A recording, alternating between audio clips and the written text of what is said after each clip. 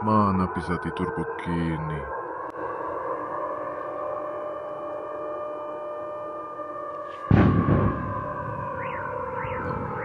Di Rusia, aparat penegak hukum mulai melakukan razia besar-besaran terhadap warga sipil biasa dengan tujuan mencari jerigen berisi bensin, dan ini bukan lelucon.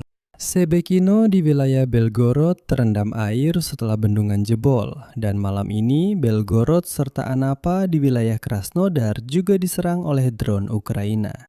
Selain itu, drone Ukraina menyerang langsung fasilitas yang dimiliki oleh orang-orang Vladimir Putin, dan para petani Rusia disarankan untuk beralih ke, perhatikan, ketel uap, dan ini juga bukan lelucon. Perhatian, ketel uap, dan ini juga bukan lelucon.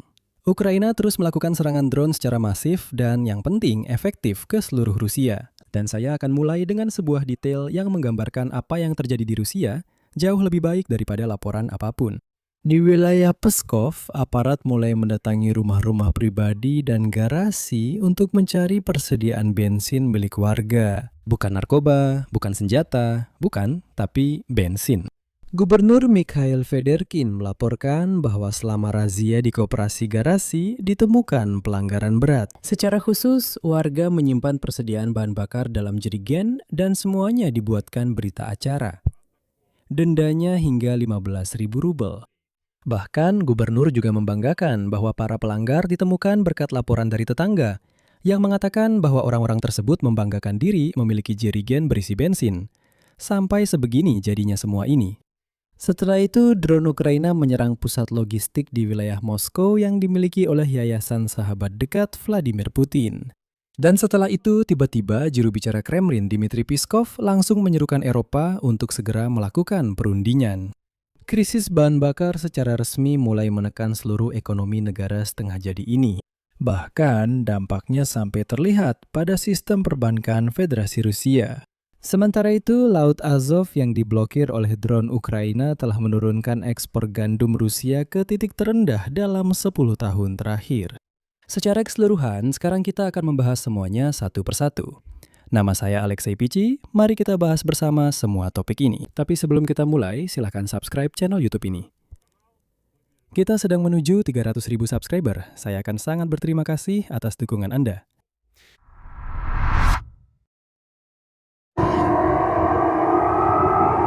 Mana bisa subscribe di sini, sialan?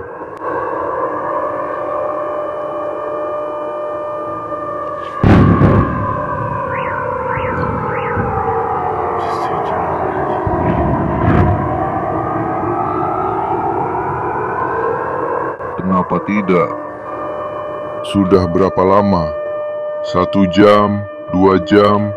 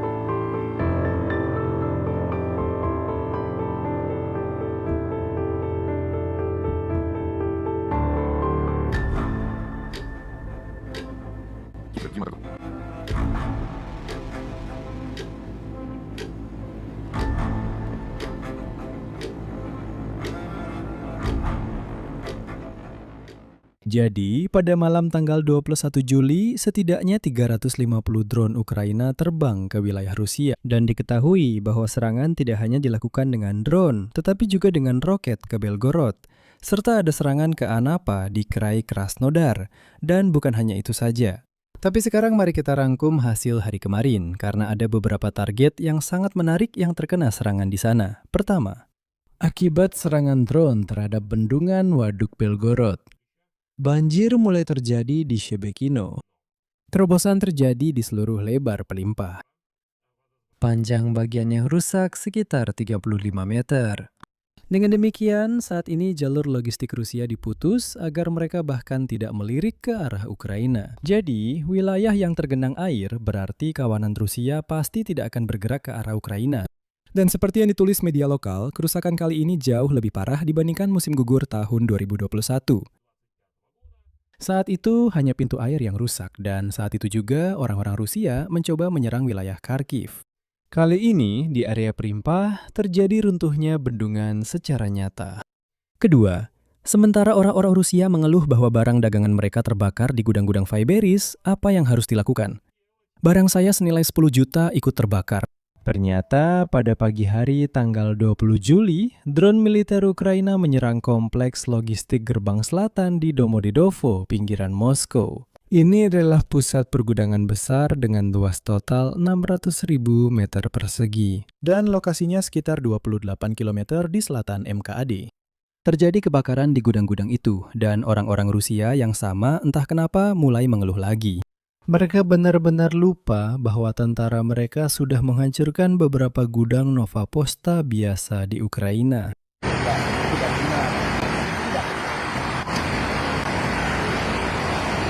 Saya setara dengan bos. Subtitle dibuat oleh Kimatorjo.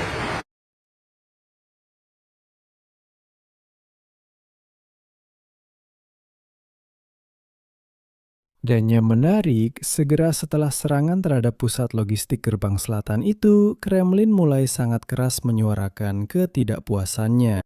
Dan juru bicara Vladimir Putin, Dmitry Peskov, langsung muncul di hadapan pers dan menyatakan bahwa Rusia secara resmi siap untuk segera memulai negosiasi dengan Eropa. Sepertinya apa hubungannya gudang-gudang yang terbakar dengan reaksi seperti itu dari Peskov?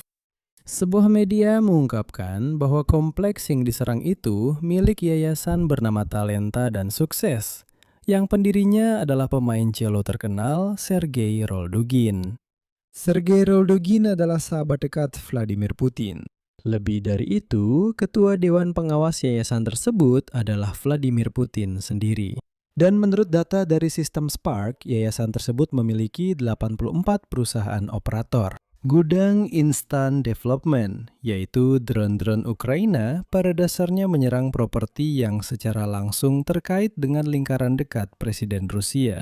Dan betapa menariknya, segera setelah itu juru bicara Putin, Peskov, langsung memohon untuk diadakan negosiasi. Dia bilang, "Oh, kami siap, orang-orang Eropa, ayo kita bicara. Kenapa kalian? Kenapa kalian menyerang gudang-gudang kami seperti ini? Ayo, kita lakukan negosiasi." Dan perhatikan, saat barang-barang itu terbakar, barang-barang seperti tanaman di sana. Di gudang Welberis sampai ke Peskov, tidak ada yang peduli sama sekali, semua orang cuek saja. Orang-orang Rusia mengeluh di tweets bahwa mereka tidak mendapat kompensasi. Ada lagi yang lain, semua orang tidak peduli. Secara objektif, semua benar-benar cuek. Tapi, ketika gudang-gudang yang milik orang-orang terdekat Putin yang kena serang, tiba-tiba mereka mulai bicara soal negosiasi. Dan kisah kepemilikan gudang-gudang yang terbakar di Domodedovo juga sangat menunjukkan banyak hal. Masalahnya, sebelum tahun 2022, hub tersebut milik perusahaan Ceko PPF yang memutuskan untuk keluar dari Rusia karena perang di Ukraina dan menjual aset-asetnya. Jadi bahkan gudang-gudang ini pun bukan dibangun oleh orang Rusia, bahkan bukan milik mereka. Dan pada awal tahun 2026, pemilik utamanya menjadi yayasan milik Putin. Di antara penyewa gudang di hub ini ada Welberis, Alibaba Group, dan Limana Pro. Menurut data dari Gubernur wilayah Moskow, Andrei Vorobyov mengatakan bahwa dalam serangan di Domodedovo, 7 orang terluka. 6 diantaranya dirawat di rumah sakit, termasuk 3 warga negara Tiongkok. Presiden Ukraina Zelensky mengonfirmasi serangan tersebut dan mencatat bahwa jarak ke objek yang diserang dari perbatasan Ukraina lebih dari 400 km. Selain Domodedovo, pada hari itu drone juga menyerang depot minyak dan satu lagi gudang Walperis di Podolsk, serta menyerang pangkalan udara militer di Kuban. Juga 7 gardu listrik di Crimea dan SPBU di Belgorod. Jadi intinya, setelah kilang minyak, target baru bagi drone Ukraina adalah gudang-gudang Welberis. Karena di sana disimpan barang-barang militer. Termasuk di dalamnya drone, pesawat tanpa awak, dan yang penting, serat optik untuk perangkat tersebut. Tapi bukan hanya itu saja. Orang Rusia sendiri sebelumnya membanggakan bahwa Welberis bahkan mengirimkan beberapa perlengkapan militer tertentu ke sana. Penting untuk dicatat bahwa peralihan ke serangan terhadap gudang-gudang penjajah setelah serangan ke kilang minyak bukanlah suatu kebetulan. Masalahnya, serangan ke kilang minyak pada dasarnya sudah mencapai tujuannya dan memicu proses yang sangat menarik di dalam Rusia yang bahkan saya sendiri tidak duga. Bank-bank Rusia mulai bersiap-siap bahwa Bank Sentral Federasi Rusia akan kembali menaikkan suku bunga acuan justru karena krisis bahan bakar. Kalangan keuangan sudah memperhatikan bahwa di pasar antar bank, perubahan arah seperti itu sudah mulai diperhitungkan. Dan ini adalah sinyal penting karena sampai sekarang Bank Sentral Rusia secara bertahap menurunkan suku bunga, namun sekarang siap untuk berbalik arah. Untuk memahami skala peristiwa ini, perlu dijelaskan satu kronologi. Pada akhir tahun 2024, karena inflasi akibat perang, Bank Sentral Rusia menaikkan suku bunga hingga 21%. Ini adalah tingkat yang belum pernah terjadi sejak awal tahun 2000-an. Setelah itu, lebih dari setahun Bank Sentral menurunkan suku bunga ini, dan sekarang krisis bahan bakar bisa saja tidak hanya menghentikan proses ini, tetapi justru membalikkan dan kembali menaikkan suku bunga. Wakil Ketua Bank Sentral Alexei Zaботkin, 14 Juli. Dia secara langsung menyatakan bahwa regulator tidak berhak menutup mata terhadap situasi harga bahan bakar dan akan dipaksa untuk bertindak. Alasannya sangat sederhana. Bensin dan solar termasuk dalam keranjang konsumsi. Kenaikan harganya secara langsung mendorong inflasi, dan setelah itu semua yang berhubungan dengan transportasi ikut naik harga. Dan menurut data Rosstat, harga eceran bensin sudah menunjukkan kenaikan tertinggi dalam 20 tahun terakhir. Artinya, hampir sepanjang masa pemerintahan diktator botak Vladimir Putin. Di SPBU swasta, harga bensin per liter di beberapa tempat sudah dijual seharga 140 rubel. Sedangkan di Crimea dan Sevastopol harganya mencapai 200 rubel per liter bahkan sampai 350 rubel. Dan kejutan ini menyebar ke semua bidang kehidupan. Pertama, secara resmi penjualan mobil di Rusia anjlok. Orang-orang mulai sadar tidak ada gunanya membeli mobil, untuk apa membelinya? Karena toh tidak ada bensin untuk mengisinya. Jadi penjualan mobil pun anjlok. Kedua, lebih dari 25 wilayah di Federasi Rusia secara resmi menaikkan tarif transportasi umum. Artinya, para operator transportasi hanya membebankan kenaikan harga solar kepada para penumpang. Ketiga, secara resmi di 13 wilayah Federasi Rusia, perhatikan, di SPBU berjaga, patroli dari polisi, Garda Nasional Rusia, dan petugas keamanan sipil. Mereka membubarkan warga Rusia yang bertindak liar yang saling baku hantam saat mengantre. Selain itu, mereka juga menjaga SPBU dari para perusuh ini agar orang-orang Rusia tersebut tidak mulai merusak dan mencuri bensin. Di wilayah Irkutsk, aparat keamanan bahkan menangkap orang-orang yang oleh pemerintah sudah disebut sebagai spekulan. Faktanya, seperti di wilayah Pskov, orang-orang membeli bensin, menuangkannya ke dalam jerigen, lalu menyimpannya di garasi. Aparat keamanan datang menyerbu. Mereka berkata, "Kalian ini spekulan, kalian menyimpan bensin di jerigen di garasi, ini denda 15.000 rubel untuk kalian." Reaksi pemerintah terhadap ketidakpuasan rakyat Rusia juga sangat mencolok. Di Partai Rusia Bersatu, partai pendukung Putin, mereka membandingkan rakyat Rusia yang marah karena krisis bahan bakar dengan, kutipannya, remaja yang tersinggung. Dan para anggota dewan menyatakan bahwa tidak perlu mengeluh. Katanya, di tahun 90-an juga bisa bertahan. Sekarang pun, kalian juga akan bertahan hidup, entah bagaimana. Satu lagi bidang di mana serangan Ukraina memberikan efek adalah di laut. Blokade Laut Azov oleh drone Ukraina telah menurunkan ekspor gandum Rusia ke titik terendah dalam 1 dekade. Logikanya sangat sederhana. Melalui Laut Azov, lewat sekitar 20 hingga 25% ekspor gandum Rusia, dan sekarang pelabuhan serta kapal-kapal di sana terus-menerus mendapat serangan. Pada dasarnya, nyaris tak ada yang mau membeli gandum itu dan tak ada cara untuk menjualnya. Mengangkutnya lewat laut terlalu berbahaya. Bagi Rusia, ini adalah pukulan ganda. Negara ini tidak hanya kehilangan pendapatan minyak akibat serangan terhadap kilang minyak dan pelabuhan, tetapi juga kehilangan pemasukan devisa dari gandum, salah satu komoditas ekspor utama Federasi Rusia.